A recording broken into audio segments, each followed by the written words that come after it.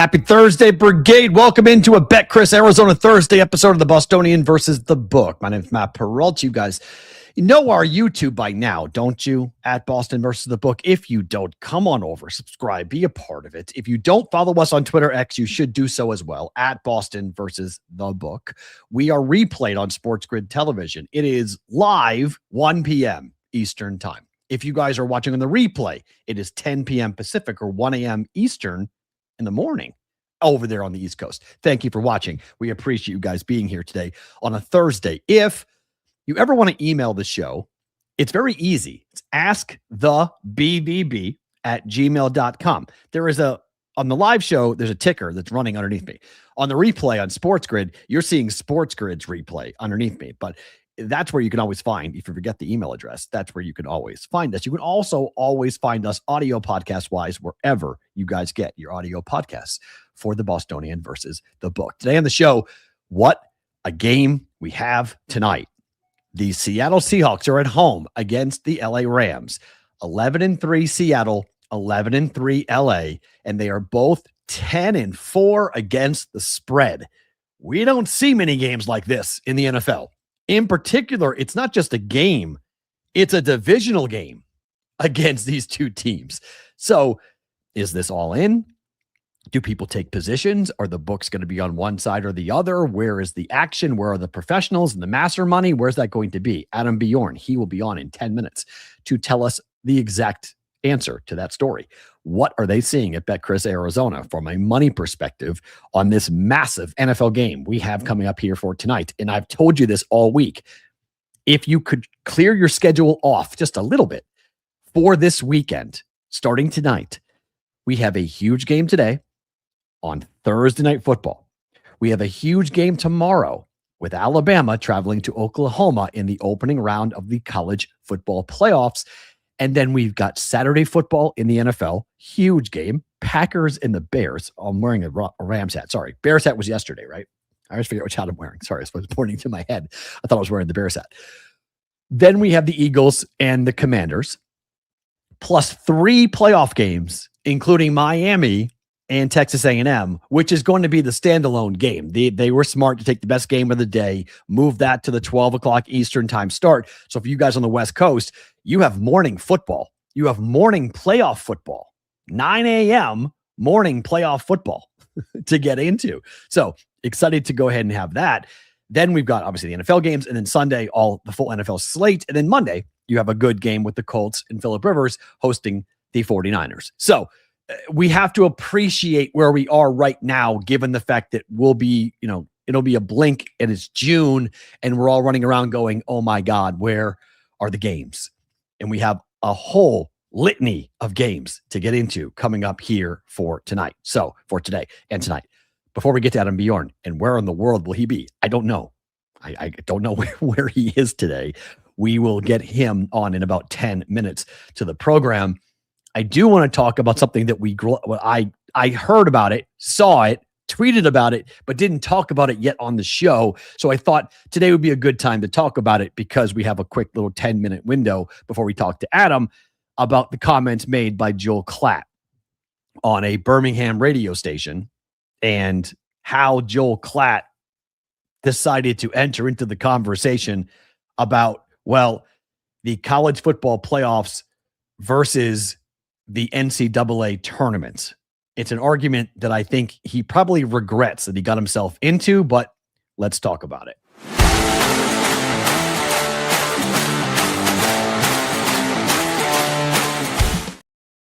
All right, opening line for us here on a BetCris Arizona Thursday. So Joel Klatt broadcasts for Fox. Fox does not have any NCAA tournament games. Fox is a network with Fox Sports 1. They're in bed with the Big East and the ACC and other networks and other conferences, and they broadcast quite a bit of college basketball on both Big Fox and Fox Sports 1. But Joel Klatt is a former quarterback, and he is not somebody who ever broadcasts basketball. So he'll never have to answer for these comments from a basketball person.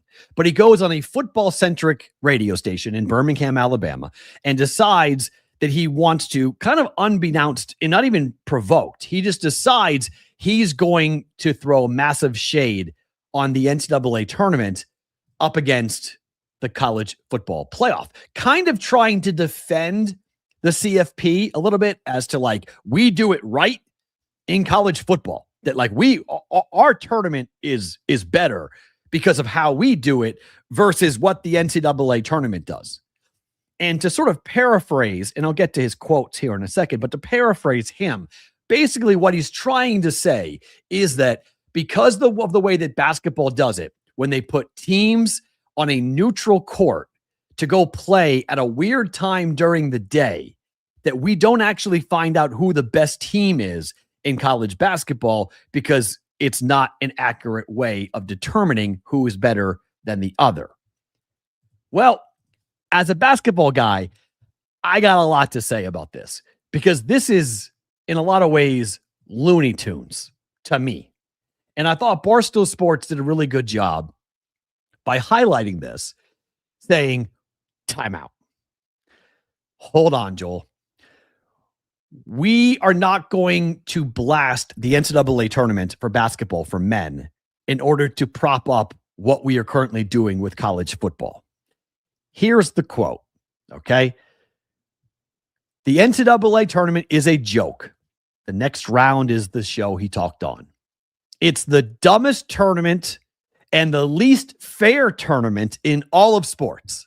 We put teams at odds in neutral sites on a one-game affair. Like, that doesn't crown a true champion. We're not doing anything that tells us who's the best team over the entire season. It sucks for the fans. He continued, we're not looking for a Cinderella. Nobody cares in football about James Madison or the equivalent of George Mason going to the Final Four. Nobody cares in football about that. We don't want Cinderellas. We want the best teams playing each other at the end. Well, look, Mr. Klatt, speak for yourself. I am actually involved in the dream of a Cinderella, of Tulane making a run, of beating Ole Miss and then beating Georgia and somehow playing against Ohio State. I am 100% in on a Cinderella because I don't care about your TV ratings. See, the problem with your comment, the garbage ridiculousness of your comment, is that you are not talking as a fan. You were talking about someone who is employed by a broadcast partner in a broadcast network. It is not in the best interest of the broadcast partners to have Tulane be playing for a college football national championship. It is not in the best interest of the broadcast partners to have James Madison doing anything except getting blown off the field by Oregon coming up on Saturday. You want the little guy gone fast because brand names sell. How do I know this? Well, the NCAA tournament does big ratings until the little guy gets to the Final Four. Joel is right on that point. The networks hate it when a Cinderella makes it to the Final Four. Butler making it to the final game. Not good for ratings. People don't watch when a little guy makes it to the NCAA tournament Final Four or championship game. It impacts, it hurts ratings. It hurts ticket sales too, because the brand names, when they don't get there, well, in the NFL, even the lowest of the low, that's a brand name, right? I mean, if the Commanders make a run or you have the Texans making a run, somebody makes a run whose fan base is, maybe not the most historic, they're still going to go because they're from major metropolitan areas. That's where the NFL plays. Well, James Madison or a Butler, they are small schools with very small fan bases. So ticket sales and attendance and overall eyeballs just gets limited. Unless you actually like sports, unless you actually care about winning and losing, because the thing about sports, the thing that college football has never figured out, and the thing that college football continues, even by these comments by Joel Klatt, that it is a different sport. Football is run by people who think they know without actually finding out if they are correct or not. Because the people that run college football, and look at, we've had either the AP poll, the API poll, the UPI poll, the BCS, all the stupid ways that we have tried to determine a college football champion without actually determining it on the field. We're going to get the two best teams. According to who? Oh, according to Joel Klatt, because Joel Klatt's part of that upper class of college football people that believe that they know better. Hey, he watches more film than you and me and 20 people combined. He's watching these games. So Joel Klatt's opinion obviously is right 100% of the time, right? I mean, this is a guy who can walk into Vegas and he can destroy a sports book at the drop of a hat, right? Because he's always right. We know that's not true because sports are about playing the game in the conditions in which both teams are playing. So is it great to play a game at 1 o'clock on a Saturday afternoon for your whole year? No. Is it great to play a school on a neutral court that you don't know much about? No. That's why it's great, because basketball and football are fundamentally different sports. Look, in Vegas, we understand this because if you play college basketball or high school basketball or AAU basketball, you know that you're playing in conference tournaments, you're playing in AAU tournaments, you're playing in tournaments, period, where you might play 2 or 3 games a day. You can't do that with football. You can't play 2 football games in a single day. You can't play, really, we get upset when we play 2 football games in a single week, right? You play Sunday, Thursday, Sunday. That's 8 days. We play 3 games in the NFL sometimes in 8 days. And look at the product. The guys are banged up. The guys are tired. It's not really meant to be played like that. It's really one time a week. You play 1 football game a week, right? Because the game is so physical. But we still have people that look at numbers and spreadsheets and they think they know what's going to happen. We have professional gamblers that truly believe that they can predict at a 80% clip. They can't, but they think they can against the spread or who's going to win. This is so short-sighted and so ignorant about what basketball is and why do people love college basketball? Because the magic of the little guy is what makes it so much fun. Fans don't care about your TV ratings. Fans don't care about your advertising rates. Fans don't care about your ticket sales, okay? They want to watch good, quality, fun stories. And we would never know about Sister Jean if it wasn't for the NCAA tournament. We would never know about Valparaiso and Bryce Drew without the NCAA tournament. We would never know about Ali Farouk Manesh and you and I in Northern Iowa up against Kansas without the NCAA tournament. There are so many amazing stories, and there are so many incredible athletes that we got to discover because of the men's NCAA tournament. People love watching the little guy one time now up against a big boy. They don't love it. As I mentioned, Final Four, Elite Eight fans tend to not like it. The casuals don't like it. The diehards do, but the casuals don't. The Cinderella's dead in the NCAA tournament. It is gone. NIL and the transfer portal have killed it. Look at the NCAA. Look at the top 25 right now. Okay. Gonzaga is like the only small school that's still left in the top 25. Everybody else is a power conference school. And I include the Big East in power conferences. So they're all from power conferences. The idea that we're getting a team from the CAA or a team from the SWAC or a team from, even the Mountain West Conference in a lot of ways, like it's gone. We just don't have it anymore. It's no longer there.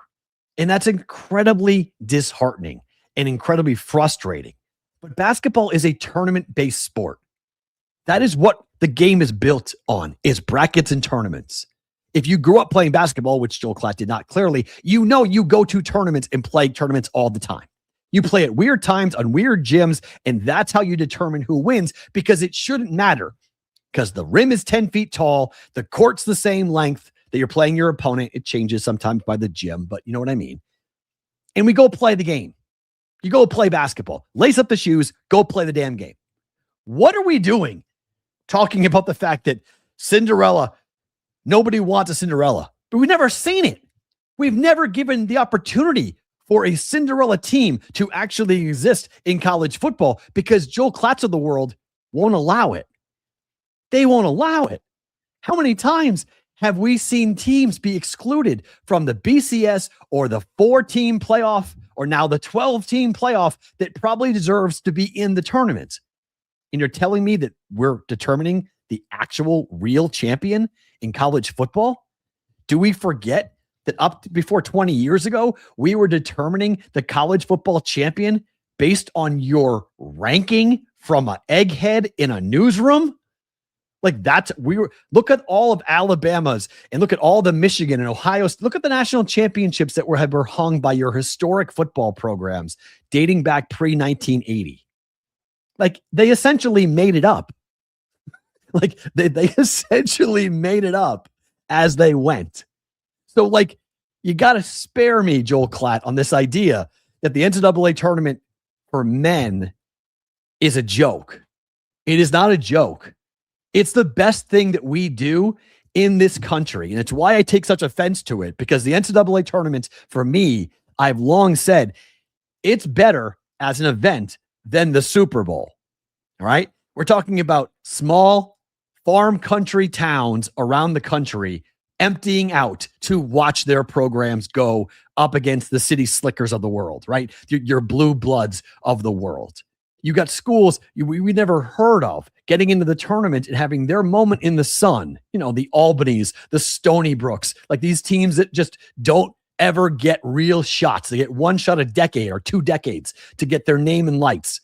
And they go and play. And I have covered it. I watched UMass in the NCAA tournament. I watched Creighton in the NCAA tournament. Kids that will never play on stages that big ever again, getting opportunities to do exactly what they have dreamt of doing their entire lives. We don't give college football kids the same opportunity. Not even close. You play football at an FCS school, you're never going to get a chance to play in Ohio State. And who's to say, there's a lot of teams in South Dakota, North Dakota, that would say, wait a minute, we'll test ourselves against the big boys. Let's see what happens. Maybe we get one. Maybe we don't. But on any given Saturday, maybe we could have a miracle and we win. That's what they're all afraid of. That's what the Joel Klatts of the world, what they're so afraid of. They're afraid of that one given Saturday, that one fluke thing to happen freaks them out, because then their TV ratings are impacted and their money is impacted and the audience size is impacted. Things that no fan cares about. Like, you want to talk about how disconnected you could be from a football fan and a college basketball fan perspective? That's about as disconnected as you could ever be from actual people who watch sports. Because any sports fan would tell you they love the NCAA tournament. They love college football too. And they love the college football tournament. They love the CFP. But they understand that the first love, because they went with it first and they were capable and confident and okay with determining a champion on the field, was college basketball.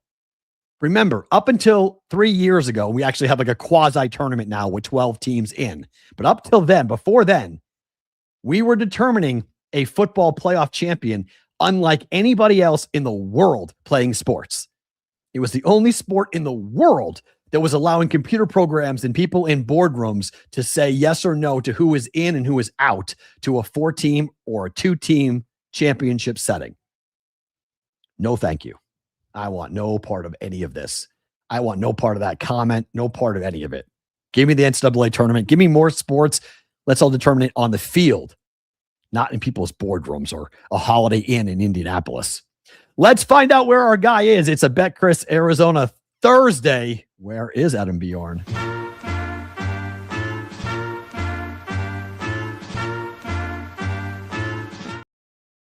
Adam, welcome back to BBB. Where are you? I am in Jerrystown. So there's Dallas behind me. I don't know what Dallas is famous for, city-wise. Big things. Besides the Cowboys, but let me just bring this down with it. Get a little clearer. The phone's going everywhere. So I'm in Dallas today. Is there a reason, or are you just hanging out? Kind of just hanging out. So Sunday night I was in Costa Rica. Monday morning I was in New York. Tuesday morning I was in Memphis. What day is it today? Wednesday afternoon I was in Dallas, and then tomorrow I'm flying down to Jamaica to start clearing items and starting distributing stuff over the Christmas period. But yeah, I'm feeling it. I mean, it was cold in New York and cold in Memphis, where I have a commercial property there, so I ended up there for a couple of days. But yeah, there's shit going on everywhere right now. Do you fly the same airline every time you fly? You fly different airlines. I'm really curious about people who fly this much. Are you loyal to one airline, or do you fly multiple airlines? Multiple airlines. Generally, a lot of them don't go everywhere, and I'm a direct flyer. Like, get me the least amount of stops, short notice, get in there. Dallas, obviously, a hub for American. Houston, I go through a lot. It was a hub for United. Detroit, I'm starting to visit a lot now in Michigan, so that's Delta. I'm really just looking for a good price and get me there as quickly as possible. All right. How is your sleep schedule? Like, do you know what time it is? You didn't know what day it was. Did you know what time it is? At times, generally, I'm good with. And when I get into a good routine, especially when I'm got the kids in Costa Rica, getting them up for school, wake up without alarms at like 6:15, deal with all that stuff. So generally I wake up similar times every day. This morning I was in no rush to wake up. I didn't have any meeting till 9 a.m. So I was making the most of it. Days are getting chaotic. And especially now when there's bowls every day. So I can usually know Thursday. Then we're going to have NFL Saturday. So I'm going to see NFL. I'm going to have people pinging me for lines on Saturday. I just need to know, and I missed the ball last night. I got it the night before. I was hanging out with a customer in Memphis at a sports bar, watched the Jacksonville State game, watched some NBA, watched Louisville, Tennessee. I watched more sport. Was it Wednesday night? Tuesday night? Tuesday night, probably. Yeah. Had a great time there. But yeah, now the next few weeks is really like there's sport every day. There's good games every day. Christmas Day, New Year's Eve, New Year's Day. This is where it's just nonstop. So it's really hell for leather, go as hard as you can, and then wake up in the next year and see where we're at.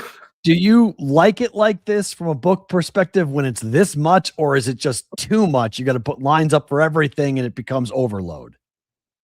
So that's interesting because it was just a few weeks ago when I was in Miami doing the, buying and shipping and stuff like that. And at the end of it, I was like, I played a lot of sports when I was younger, and especially Aussie rules. And I loved coming off the field just absolutely wasted, where you'd crawl into the shower, crawl into the car, and then just watch the games later. I love the level of exhaustion that it can bring at times, because you feel like you've actually achieved something and you've done something and you've, gone through that grind. But there is times where, college basketball Saturdays, I'm glad I don't trade that stuff anymore. College football Saturdays, I'm glad I don't trade that. NFL stack, even when they've got the London, Germany, Spain games, it's a nice full day, solid day. But I do like occasionally when it's just compacted, like, see what the games are, 4:30, get the, look at the charts and then sort of see how they go and not go deep into the late night stuff. I think the world rule is as you get older, you seem to get up earlier, go to bed earlier. Yeah. I'm falling into that range these days. And that's where the time zones, the central time zone's pretty good. That mountain time zone, I think, is really good as well. And as I think we've spoken before, the Pacific time is almost perfect except for Sundays and Saturday mornings and that at times. But yeah, it's for the next few weeks, and actually probably the next 6 weeks, my time zones, my locations are really going to be generally screwed.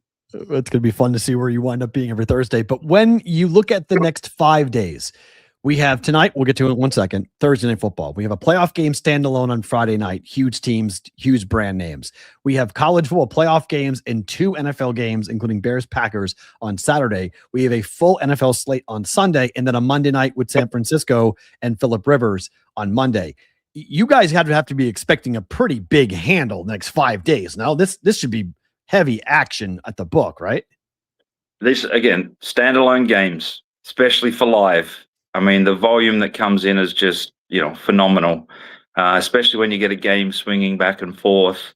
The variation of opinions, both pros, Joes, everybody else that gets involved, people looking to cash out or hedge and then get back into, the game and spots like that. But standalone games, and I was even looking at the NBA recently, and might have been on Prime Suspects. They were asking how the volume was. And it just happened that Sunday night before, when I went to check the football, I went into the NBA, and the NBA game for that Sunday night was like 10x every other game sort of on the board.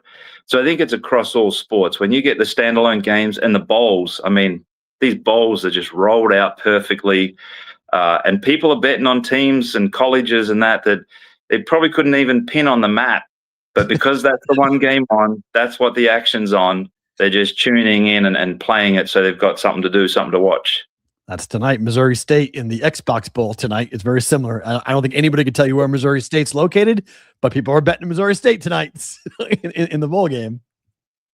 Yeah, and that one I was actually just looking at it for prior, like really good volume. Again, Missouri State, Arkansas State, couldn't imagine getting this kind of volume. It's almost on par with the NFL game so far today with how much money's on this side versus the NFL right now. Because, again, at NFL, I think it's, a big game for both. So a lot of people sort of humming and hawing. It is, there is good volume on it. But when I clicked over to look at the college, it was like, wow, Arkansas State just has just as much money on them as the Rams. Wow. Well, okay, let's start with that game then. Are the pros on Missouri State? Because I laid the one last night. No, so it's generally about 64% of the money's on Arkansas State overall, and then 72% of the master money's on Arkansas State. All right. So I'm on the book side tonight. I'll take it. You mentioned the Rams and the Seahawks. Where are you seeing the action in this game? Are you at 1.5 or 2 for Seattle tonight?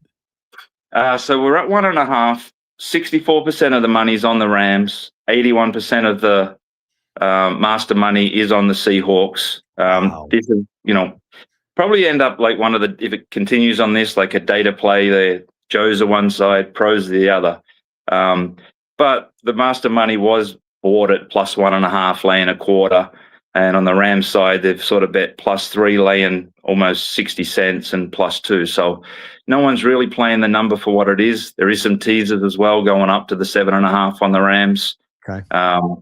But yeah, this is starting to show up where pros are one side, Joe's are the other. What about the total? The weather here is supposed to be pretty windy, 40-mile-per-hour wind gusts, 20-mile-per-hour sustained wind. Not that rainy, but the wind may be a big factor here tonight. You heavy on the under? So overall, it's well balanced, but the pros are on the under. They went under 44.5, under 44, under 43.5, and it's sitting at a solid 43 right now. Okay. Yeah, I bet the under 2 last night. You could do a same game teaser, guys. If you're looking at this game, we'll talk about it a bit later, but just listen to where the numbers. You could take it from 1.5 to 7.5 and take the Rams. That's a popular play, and you can take the total up from 43.5 to 49.5 and take under. So I think you'll see a lot of teaser action coming in on that same game teaser situation. All right, the Saturday Bears-Packers. This is a wild football game because of what happened last week with the Micah Parsons injury to the Packers. This has been bet steadily to the Rams. To the Bears, rather. I was surprised the Packers opened up as a favorite or at a pick. What are you guys seeing here? Are they taking the points? Or let me ask you this. Did you open with the Packers as the favorite? Yes, it opened at 2.5. Some people bought it up to the 3. Solid money at the +2, +1.5. And yeah, now Bears a -1, -0.5 kind of thing. But yeah, 90% of the overall money is on Chicago. 94% of the master money is on Green Bay, but it's come once it's sort of settled at the number it is now. There was nothing really early on that. Do you have a pick on this game? Who wins this to you? So this is a bit like that game last week when Green Bay opened favorite, Denver. It ended up moving a bit, and that. I mean, geez, it's still the Bears. I mean, but all the money's on the Bears from the average one. But again, a lot of that come before when that injury news come in. People bet that side. This one is a pick'em game. I mean, Bears just keep showing up. They keep sort of proving. Their quarterback seems to be sort of finding his own and really growing into himself. And it did happen to. I don't know what show I was watching. One of the ESPN ones I had on TV while I was going to sleep. Comparing. I think it was a Joe Montana throw into the end zone. Caleb Williams. Yeah, I mean, They were just deep into some of this stuff, and I think Steve Young was on the show and whatnot. But yeah, Bears are doing a great job. I mean, Bears fans are getting a run at it, just like Detroit have in the last few years. And good luck to them because they've gone through a lot of hard times. Amen to that. The other game isn't very sexy because you have a backup quarterback starting for the Commanders, and the Eagles destroyed the Raiders 31-0 last week. But the stop sign seems to be 6.5 for the Eagles. Opened up at 4.5, and we're now at 6.5 at most books. Are you guys seeing anybody taking Washington? No. We look like we're at a solid 7 there. 92% of the money's on the Eagles. There's no, well, as I was about to write, and I wrote notes, there's no action on the master chart. It looks like someone just had a solid 5-figure bet at that -6.5, which is why it's gone to 7 right now. Okay. So it looks like, definitely going to need the Commanders, which doesn't feel real good side to be on. But that money's starting to come in and heading the Philly way. To Sunday we go, and my Patriots lost a 21-0 lead at home to the Buffalo Bills. You and I both were probably thinking, we're right. How are the Patriots dogs? And then the Rams won, the Bills won, and the Bills covered in that game. Now the Patriots are road dogs to the Ravens. Anyone taking the Ravens? It feels like it's all Pat's money coming in on New England to bounce back. No, so we're at 53% on the Ravens, 94% of the master money's on the Ravens, but it's all at 2.5. It's generally not. There's no master action at the 3. There's a little bit back on New England at the +3. But yeah, I mean, we were right for quarter and a half. I mean, that was our biggest game of the week. I was watching the football, and then I had to go to a meeting. They were up 21-0. Then I'm sitting at, having lunch, and it's like, oh, hang on a second, what's going on here? And you just knew that they were, the back and forth, they were going to come over the top. But yeah, that was a horrible result, that one. Yeah, I had to get out of it in game. I was like, my gosh, when the Patriots scored and went up on that long run, I was like, yeah, that defense is toast. I got to take the Bills on the money line to cover my bet. So I had to bet against my team in that moment, and that was a tough loss. Good win for Buffalo, but tough loss for the Patriots. And now they got to go to the Ravens, who are ticked off. But Patriots win, everything's forgotten. But they're 6-0 on the road. So let's see if they keep on winning on the road or not. Jaguars and the Broncos. This is wild. A team that's won 5 games in a row, Jacksonville, versus a team in Buffalo in Denver that has won 11 games in a row. Small favorite for a Florida team going to the mountain part of the country. You surprised this number is only 3? Figure it would be higher than this. Yeah, but it seems like anytime it ticks to 3.5, the money comes in. 64% of the money's on the Broncos, 68% of the master money. Generally, again, it's at -3 one side, +3.5 the other side. So it seems like 3's the number, and it should hold up if the money keeps coming in like it is. Every time that half a tick gets put on, it comes back. But yeah, this is one where I thought Denver would be closer to 5.5 at least. Yeah, I like the Broncos in that spot, only laying 3. These next 2 games are more questions and I think intrigue because I don't know how many people are going to bet the Steelers and the Lions, but obviously the Ravens game factors into this one, but Detroit's been unbelievable off of losses. Are they going to have any problem with Pittsburgh? Are people betting Detroit? Well, the people betting don't think so because it's literally 98% of the money on Detroit, 100% of the master money, generally 6.5 and 7. Pittsburgh really showing up friendless so far on this game.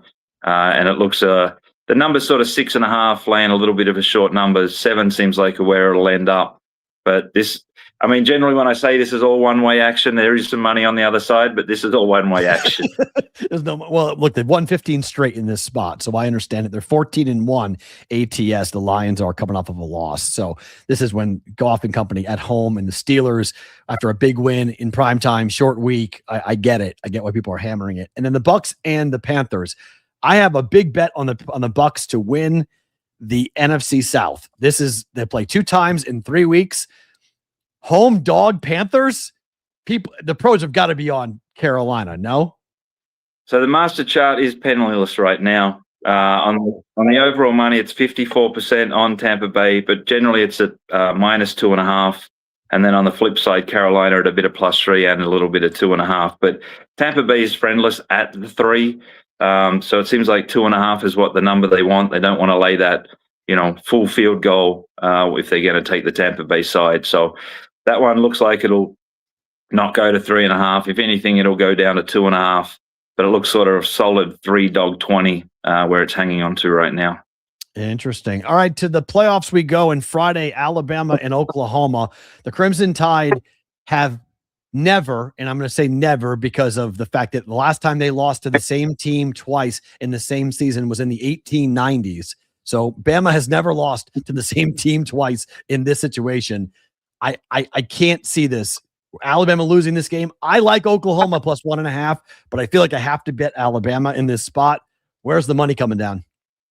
Yeah, so overall, I mean, this is a pretty close match. Overall, 55% of the money's on Alabama, 61% of the master money. But it's all back and forth at the one. -1, +1. It's getting good two-way action here. So this one feels like it is genuinely coming down to the end of the game. And, maybe it's whoever has the ball last is the winner at the end. Yeah, this is an in-game to me. This feels like you can take a pregame position if you want, but you got to be willing to bet in-game because I think you're going to see swings here. One team goes up by 7, another team goes up by 7, going back and forth. I think you're going to have a chance to take plus on both sides of this game coming up on Friday night. Standalone, if you've got nothing to do, this is the game to watch. And then the first game, which is a 9 a.m. Pacific time. I'm not sure where you're going to be on Saturday, but in case you're on the West Coast, Saturday it's 9 a.m. Miami and Texas A&M standalone. A&M laying 3.5. I got buddies of mine that say that A&M is a lock to annihilate Miami. I don't know if I agree with it, but where are you from a money perspective on the Aggies and the Hurricanes?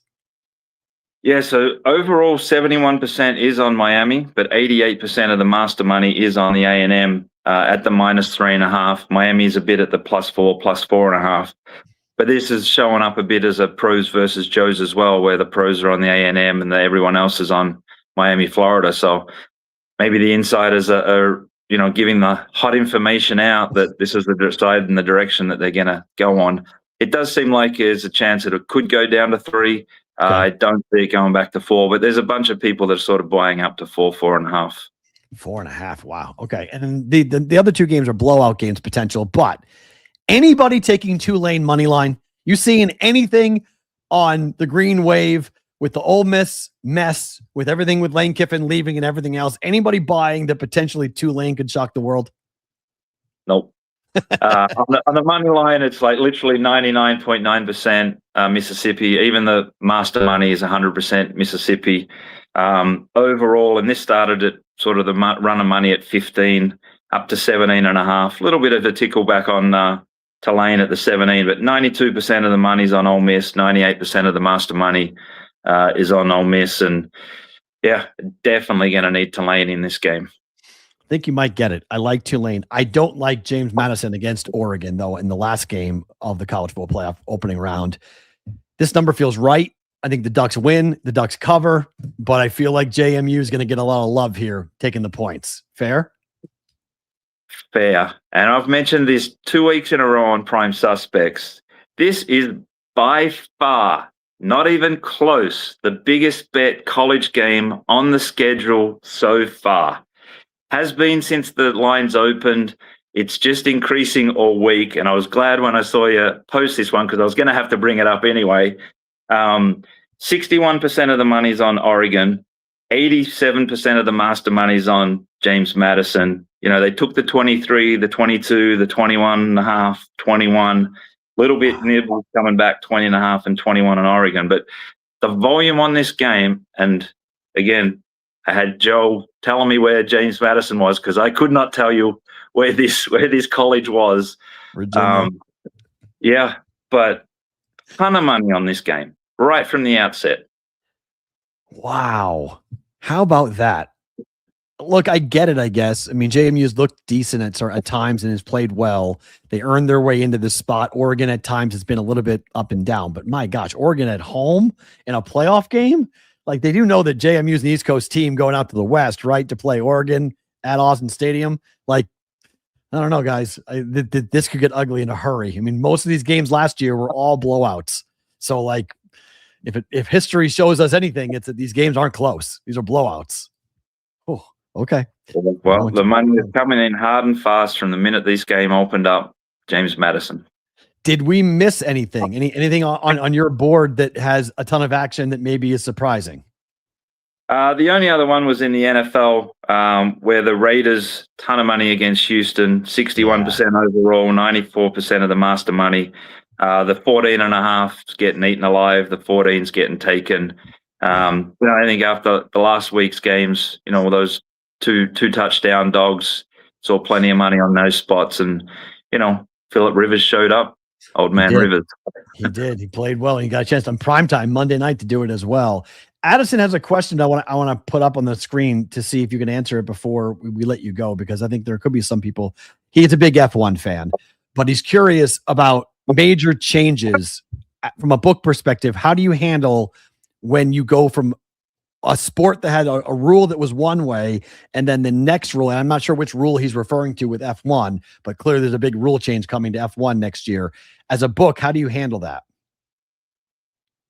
Really pay attention to the practice sessions at the beginning of the year. This was one that showed up, again, 10, 15 years ago. I'm dating myself, when Braun showed up one morning in Spain testing, and we were all over the 25s Constructor Championship, 80-1 Jenson Button to win the title. Because these cars are so different, and that's where during the season, going track to track, who's good on low force tracks, who's good on the corners, long straights, all these kind of things.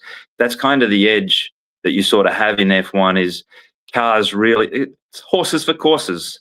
Certain cars perform really well on certain tracks and things like that. Less passing, more passing, those kind of aspects. So, these cars also change so much because a lot of these rules have been sort of identified, or at least had conversations previously. So already, they've already built 2026 cars. Some of them sort of try and release towards the end of seasons when they're not going well to test and all those kind of things. But it's kind of what makes it fun, is because it's bettors versus bookies, who interprets those things better, who gets that information early on the data of, who's doing well in their wind tunnels and all these kind of things. But for F1, I just hope they choose rules that make it more interesting, more competitive.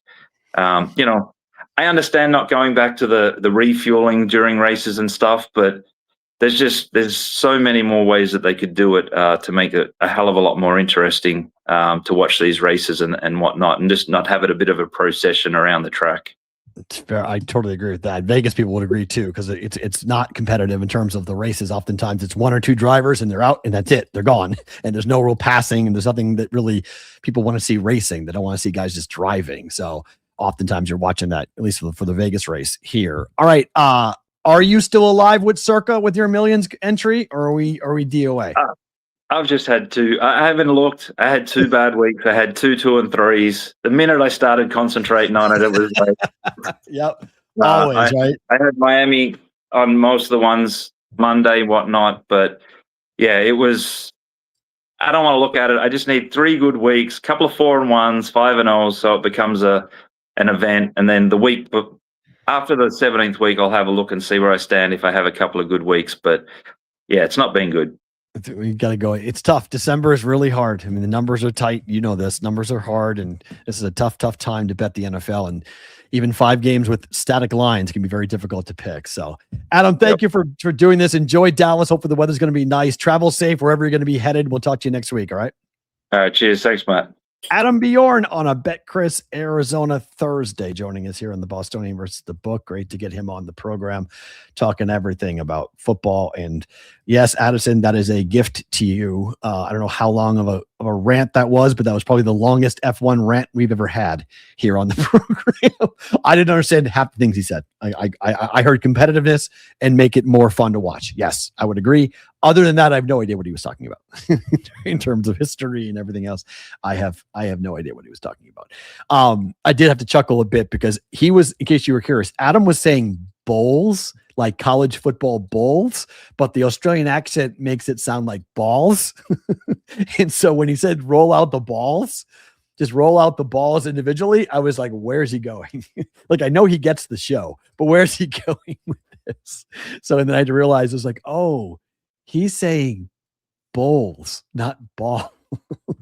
So that was great. That was pretty funny. I caught kind of I caught a chuckle with that. That was pretty funny. I was like, what are we doing? So, yeah. So there was all of that going on. So good stuff with that. Oh, I should have a package arriving today. Addison. Don't tell people I told you where I live, because then they'll ask you to find out where my address is. That's not, we don't want to have that happen. Let's talk about some games coming up this weekend, because there are some just massive games. We were not going to do what happened last night because nothing really happened last night, but I do want to get into Evan Abrams of the Action Network for his Week 16 primer to help you guys come at this with from an NFL betting perspective for Week 16. So how about this? The public continues to get smoked through 15 weeks. If a team is receiving 60% of the tickets, and it goes book by book, and I know it's debatable as to when that information's out there, but generally speaking, if you find a consensus where a game is receiving 60 or more tickets, 60% or more of the tickets, that team is covering at a 38% clip. 38% clip. That is the worst in the Bet Labs history, which is 23 years of data to go back when it comes to the public. So be very careful when it comes to betting with the masses and what everybody thinks is going to happen. Be careful, right? Everybody thought Miami was going to cover, right? We saw, and I was on Pittsburgh. I took people running around proclaiming the end of the curse and the streak. Tua throws a pick. He was awful. The team was awful. And now Tua is benched. The team has been eliminated from the playoffs. Pittsburgh wins. Pittsburgh looks really good. Clear indication. I'm not saying every game should be bet like this, but as you handicap, this should be in the back of your mind, okay? When it comes to picking games in deep December, be very, very careful, okay? Be very, very careful when it comes to betting with the public.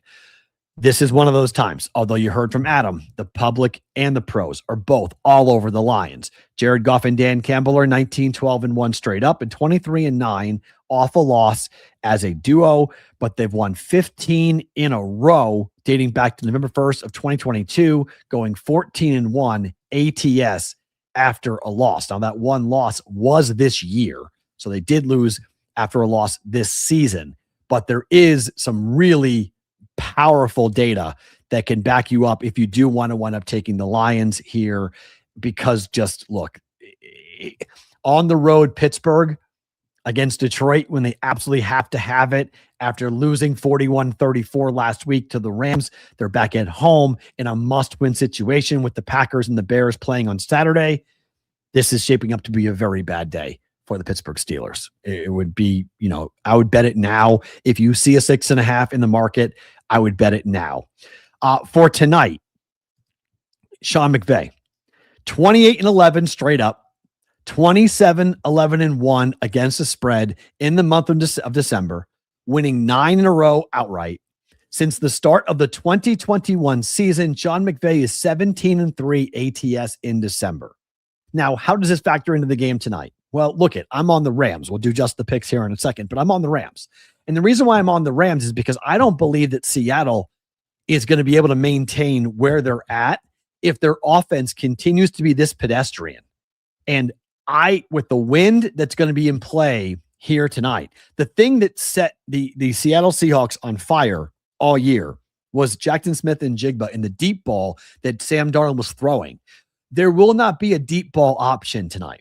By all accounts, it's going to be disgusting to throw and kick tonight in Seattle. The wind is going to be whipping 40 mile per hour wind gusts, 20 mile per hour sustained wind gusts.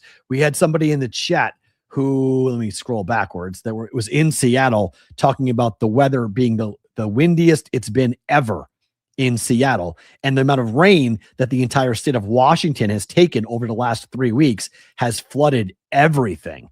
And it's made it really difficult and really tough to navigate through the entire state. So in terms of weather, here we go. Wind and rain are both bad. Most of the state is underwater, doesn't have power. I'll be slamming the unders tonight. Yes, worst wind in Seattle in 10 years. Okay, to give you an idea. So that's why I do not like the Seahawks here, because what made this offense go was not their running attack. And their running attack is not bad, okay? But the Rams can stop the run. The Rams have a quarterback in Matthew Stafford who's capable of playing a bunch of different ways. And I like the running game for the Rams more than I do like the Seattle Seahawks running game. The Rams caused Sam Darnold to throw 4 interceptions in the first meeting. And while you can say, well, Matt, wait a minute, that final was 21-19. That was not a game, really. I mean, the Seattle Seahawks in the fourth quarter made it a game. But the first 3 quarters, that was all LA. They owned Seattle. And the Seahawks under Mike McDonald have been much better on the road than they have been at home. Look at last week. They win a game with 6 field goals against the Colts and against Phillip Rivers, playing his first game in 5 years, and their defense looked okay. They have Matthew Stafford and Puka Nacua coming in. So, like, I just can't jump into it. I really can't. I mean, I can't buy Seattle. I know a lot of people are on Seattle. I'm not on Seattle. I'm on the Rams. I like the Rams. So there is a breaking news account. What's wrong? What are we talking about, Jody Myers? What's the breaking news that we got to jump in on? You guys confuse me in the chat sometime. I don't know what you're talking about. But if there is breaking news, we'll talk about it, but I don't know what we're doing. So I am, I'm not a believer in this Seahawks team in this game. I just think Sean McVay, that there's certain matchups in this division that McVay against the Cardinals and McVay against the Seahawks, it's just straight for, okay, that is confirmed. Okay, thank you for that. It is confirmed that Greg Biffle and his family died in the plane crash. That's horrible. But no strong news is reporting it yet. Okay, thank you, Sonic. So that's why, no, we won't do breaking news until we know, but that's the rumor. Okay, so just rumor is that happened in North Carolina today. That a small plane went down involving, it was owned by the Biffle family. So you can say that. Were they on it? We don't know. Confirmation has not been done as of yet, but that plane that was owned by Greg Biffle did go down in North Carolina today. Teams off of a 14-plus comeback, Buffalo, in their last game, just 59-78 in their next game. However, the Bills are actually 5-0 straight up and 5-0 against the spread in that spot since 2019, since Josh Allen has come around. So this trend does not impact Josh Allen. Josh Allen goes and covers and wins. So if you're worried about Buffalo this week, you probably shouldn't be. Probably should be betting on Buffalo to win and to cover this coming week here for the Bills as they try to beat up on a bad Browns team on the road. Buffalo's won 3 games in a row. Buffalo has scored 26, 39, and 35 points in the last 3 weeks. I would expect the Browns to be giving up 27 or so points to the Bills coming up here on Sunday. Teams coming off of a road game in Denver are just 6-17 ATS and 0-6 ATS this season. So if you're looking for a trend to take the Bears, there it is. There's your Bears trend if you're looking for such a thing. I like the Bears. We'll do it tomorrow, but I like the Bears on Saturday. I like the Bears. I may be a little bit on the smaller side of here, but I like the Bears. Let's make some picks for tonight.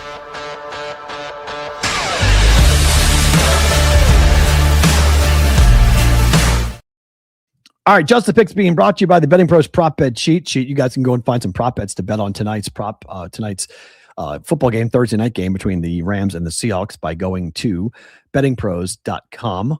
Click on the prop bet cheat sheet or go and download the Betting Pros app, Betting Pros on your app store for the prop bet cheat sheet. I told you, I'm taking the Rams, okay? Taking the Rams +2. Sean McVay, look, in December, 17-3.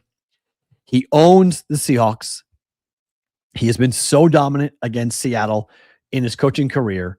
And I think for a lot of people who are on Seattle, they think, well, they're going to split, right? Because, the Rams, they won the first game. So obviously the second game is going to be won by the Seahawks. Well, to counter that point, Sean McVay has won 9 games in a row in the month of December. And Sean McVay has been dominant against Mike McDonald and dominant against the Seahawks. He's been dominant against the Cardinals and the Seahawks. As a head coach, Sean McVay is 25-10-1 ATS against the Cardinals and the Seahawks. Like, it's remarkable what he's been able to do and how he's just beaten up on this division. McVay has faced the Seahawks at night in prime time 4 times as the head coach of the Rams. He's 4-0 ATS in those games. Yes, Davante Adams is a monster loss. It's a huge loss. I just think people are overvaluing this a little bit. Like, Davante Adams is one player. He's one wide receiver. They have other options in the red zone. They still have Puka Nacua. Puka is, to me, more important to a victory. Davante Adams is more important to a red zone offense. But they've got Kyron Williams and they have other options, tight ends and whatnot to throw to in the red zone. Yes, it's awesome to have Davante Adams. They're a much better team when they have Davante Adams. I just don't think it's as big of a deal as people are making it out to be that a wide receiver is out, because I think Sean McVay can coach up other players and Sean McVay can have the offense built around Matthew Stafford and a running attack if they need to with the weather. I like the Rams, their ability to run more than the Seahawks' ability to run, like the Rams defense a little bit more than I like the Seattle Seahawks defense at times. So to me, Rams +2, Rams money line for that matter.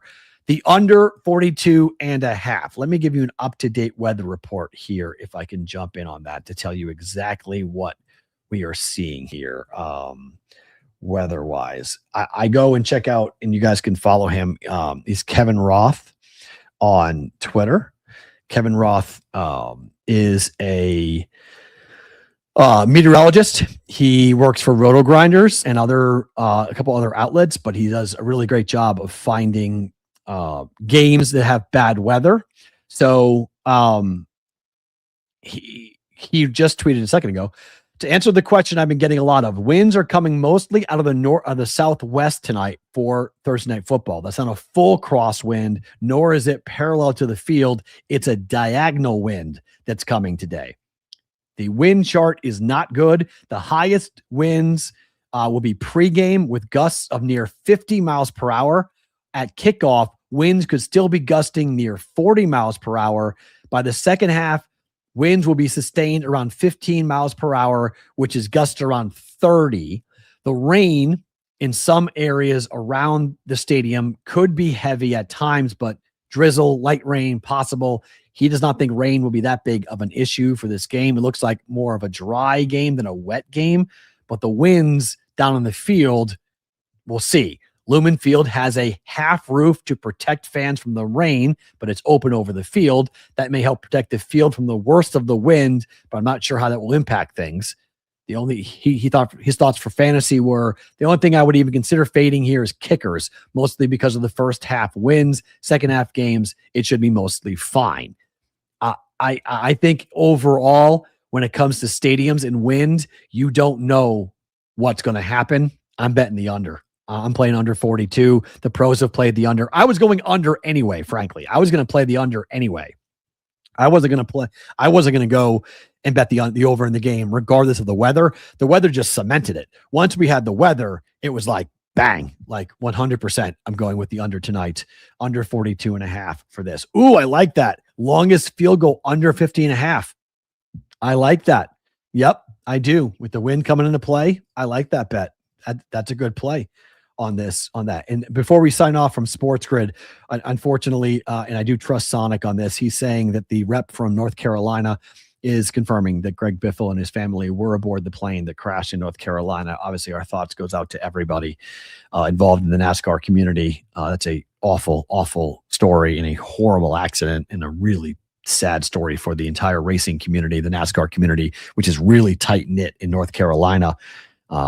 Headquarters in Charlotte, obviously, but many race teams are based in Charlotte. Thus, many drivers and their families choose to live in Charlotte, in that area around North Carolina. So that's a really sad story for that. So our thoughts obviously go out to anybody impacted by that awful plane crash that happened in North Carolina earlier today. If you guys are watching the replay on Sports Grid, thank you for being here. Fight Song Friday tomorrow for college football. We'll get to. And we did it last week. We'll do it again. I made picks on every game for the NFL the whole week. We're going to do it again. picks and thoughts on every game next week or in week 16 coming up tomorrow on the program. If you guys are live, don't move. More with bonus time.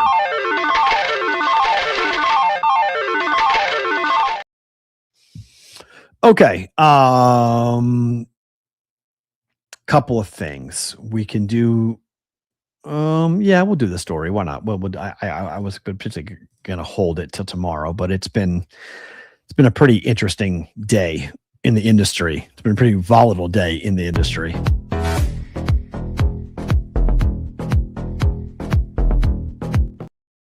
All right, news of the industry, and this is involving a lot louder of a conversation that even I thought we would have about prediction markets, because it feels like Kalshi finally stepped on the tail of the wrong animal. Because for all of the bullshit markets that they have put up over the years, they finally pissed off the wrong person by putting up a market for kids entering the transfer portal. Charlie Baker, in a statement to ESPN, the president of the NCAA, said, quote, "The NCAA vehemently opposes college sport prediction markets. It is already bad enough that student athletes face harassment and abuse for lost bets on game performance, and now Kalshi wants to offer bets on their transfer decisions and status. This is absolutely unacceptable and would place even greater pressure on student athletes while threatening competition integrity and recruiting processes. Their decisions in future should not be gambled with, especially in an unregulated marketplace that does not follow any rules of legitimate sports betting operators." That last line is a damn mic drop. I mean, that last line from Charlie Baker, that got Kalshi's attention. Kalshi went, whoa, what? And I like it. I like it a lot that Kalshi now is having to defend itself publicly. And they are.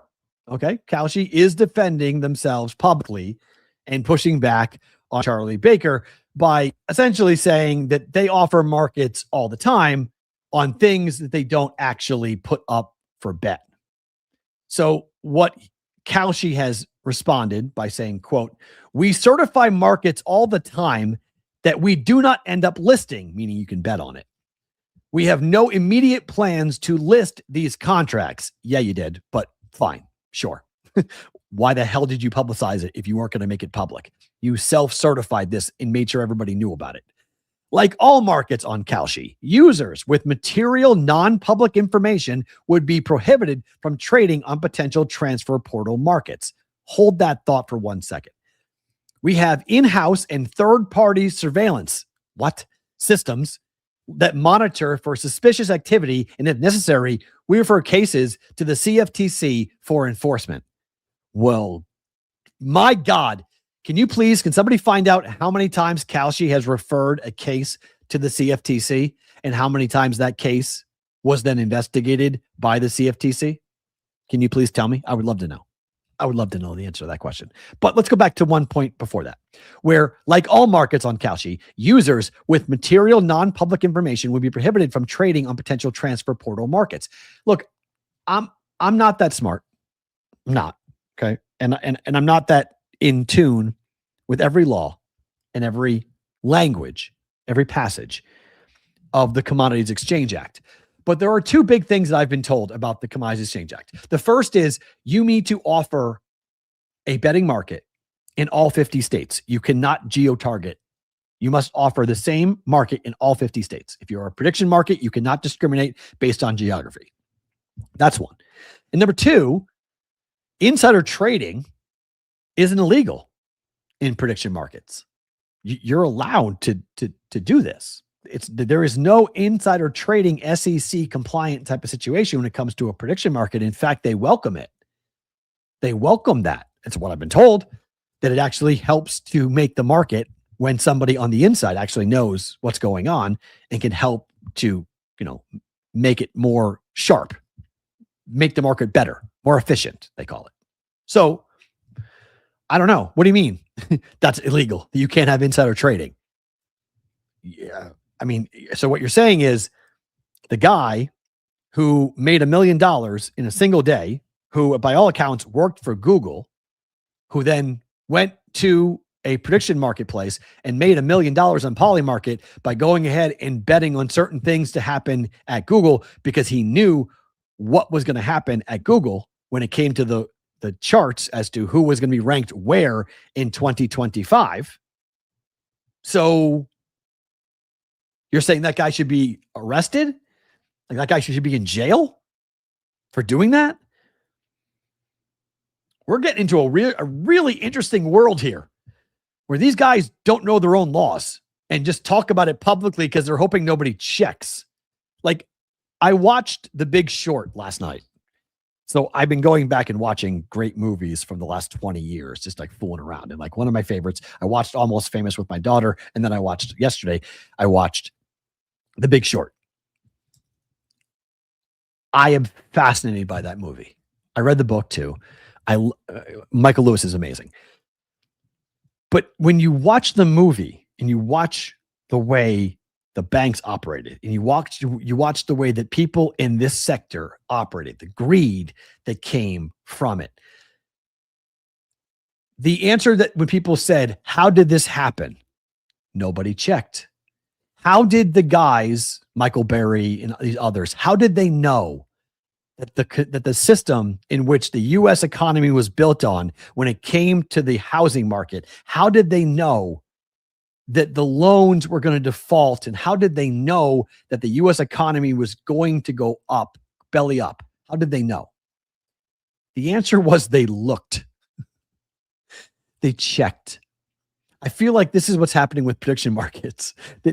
Like, how did we get here where this was going to be allowed? Or did anybody actually check as to what the legality of all this was and is and has been going on? Has anybody been paying attention to what these companies have been doing and who are they getting paid by and who is having what money be placed where and where that money is coming from, right? This idea that Kalshi has this very, advanced KYC, know your customer protocols is laughable. Yesterday, a judge in Nevada essentially told Kalshi they have to stop operating here. Like, they need an emergency junction to the Supreme Court, essentially what they need. And then Kalshi is going to be shut down in Nevada. If they get shut down in Nevada, technically by the law, as it's all going, they're supposed to shut down across the country because a prediction market is supposed to be offered in all 50 states. And if you can't offer it in all 50 states, you can't offer it to anybody. Good find here by ND9, Go Irish. Massachusetts Gaming Commission unanimously approves a new regulation which will require sports betting operators to notify users who are being limited when they are being limited and why they're being limited and what markets they are limited in. Proud of my home state. We'll do more on that story tomorrow, but that's proud of my home state. Good job. Need the full details of what that means, but good job. I'm in it. I don't know. The whole thing is really wild to me. The whole thing is, this Kalshi report just keeps on getting more and more. I don't know. Okay, there we go. Thank you for that, Mike. Appreciate you tagging me. Let's get Linehan. I'll get Linehan on the show tomorrow. Let's see if we can get him from Sports Radar. We'll get him on. My boss at Betting Pros wrote underneath that tweet, Mike, you just sent me, hopefully the next step is preventing or capping limits. And the answer that he got back from Linehan, honestly, I'm not sure we ever get to that point. I know this is what a lot of people want to see, but in data obtained by the MGC, the number of limited players in Massachusetts is very, very low. I'm not sure they'll need to do away with or cap limits in the state. It will certainly be discussed. It hasn't even been presented as a possible regulation for the commission to consider. It could present as an option as the MGC discusses the issue moving forward. It's interesting. Yeah, so let's get Linehan. We'll get Linehan on the show tomorrow on a Fight Song Friday. We'll throw him on and get his thoughts on all this. But props to Massachusetts. That's good stuff with Massachusetts coming in here on that. Let's talk about favorite thing about today.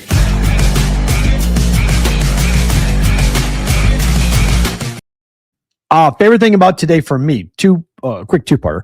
The first is that I spoke to Jessica, was texting with her yesterday. The money you guys raised for the Sherapan girls will be delivered next week. We're going to meet up at some point and hopefully get that cash handed on over. In case you missed it from an earlier show, you guys raised $700 each for the 3 Sherapan girls, so $2,100 from sales of the BBB hats and hoodies and t-shirts. All those proceeds, we made $2,100 off that. So that money is going to the Sherapan girls for Christmas. So they will get that gift on Christmas morning next week from Jessica. She's going to write a note like Dave used to. And so we're going to try to recreate the Christmas morning for the Sherapan girls. It's by the sounds of it, it's been a pretty hard couple of months with the holidays. It's been tough in November, December for the girls. So we're going to hopefully make them just a little bit more. If you are waiting on your hat, I'm efforting to get your hat out. So hopefully that's all going to happen. You guys kind of overloaded them a little bit with orders. So that's been tremendous with that, but they're trying to get that and get everything out by Thursday, Friday, Saturday. So next 3 days, trying to get the stuff in the mail. So hopefully you guys will get something in the next couple of days before Christmas. The hats hopefully will arrive for most of you who purchased for that. So again, thank you huge for doing that. Really, really kind of you to do. And hopefully you guys will like the hats and t-shirts and hoodies that you guys purchased. So $700 that's pretty significant. So hopefully the girls will be able to get something nice for themselves for Christmas. Reminder, and someone's asking in the chat, yes, the store is still there. You guys can shop at the store right now. TheBBBShow.com. You can shop at it right now. Everything's still available. Hats, t-shirts, hoodies, beanies, all sorts of stuff. That's all still available. And don't forget about the giveaway, which that's my other favorite thing about today, has been really well received. You guys have sent in a lot of entries. This has been cool to see. You must be a YouTube channel subscriber and a Discord channel member to be entered into this. Take a screenshot of your subscription and your profile on Discord, and then email that to me, askthebbb@gmail.com. We'll pull a name and announce the winner coming up on Wednesday's show. So less than a week from today, we'll go ahead and do that. It'll be announced on the last show before we break for Christmas. So just heads up on all of that. So if you have not done so, please do so. Go subscribe to the YouTube channel and the Discord, and then you can email that askthebbb@gmail.com. Thank you for being here. Thank you to Adam Bjorn and BetCris Arizona for sponsoring Thursdays here on BVB. We're back tomorrow with a Fight Song Friday and a full breakdown of all the big football games. Have fun watching the Rams and Seahawks tonight. I like the Rams. See what happens. We'll break it down tomorrow in a full pick menu of football games Friday, Saturday, Sunday coming at you tomorrow for BVB.